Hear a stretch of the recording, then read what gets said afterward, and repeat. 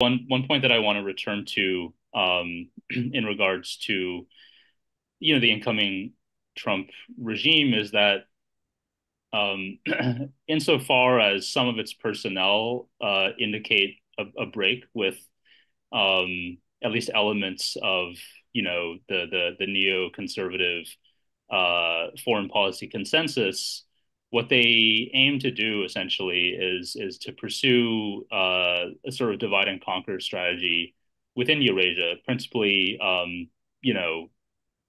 this really fanciful project of you know somehow realigning Russia with the interests of the United States and pitting it against China. And what they imagine essentially is a reverse of what they accomplished during the Cold War, in terms of a selective rapprochement with China against the USSR, where they took advantage of the fact that the counter-hegemonic, the anti-imperialist bloc during the Cold War was so riven with internal divisions,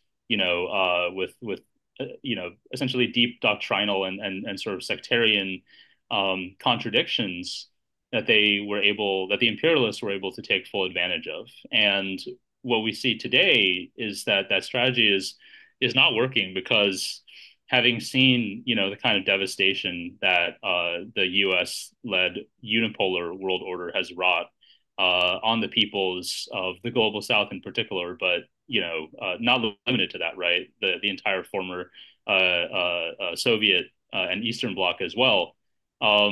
These countries that have emerged today as the standard bearers of a project of sovereignty and of self-determination, right? China, Russia, and Iran being the strongest within the Eurasian continent, as well as all the sovereign projects of regional integration in Latin America and the incipient ones that we're seeing in Africa, led by the Association of Sahel States.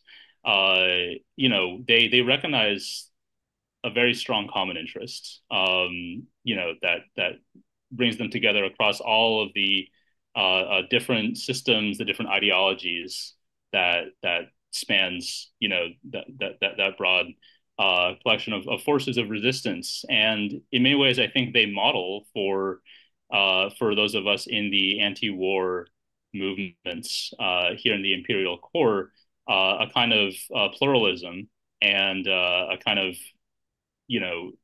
acknowledgement of both difference and of shared interests that we should carry forward as well, in terms of rejecting sectarianism, and holding fast to a resolute defense of sovereignty and self-determination, regardless of what we may think of the internal contradictions of any country that is standing up to U.S. imperialism.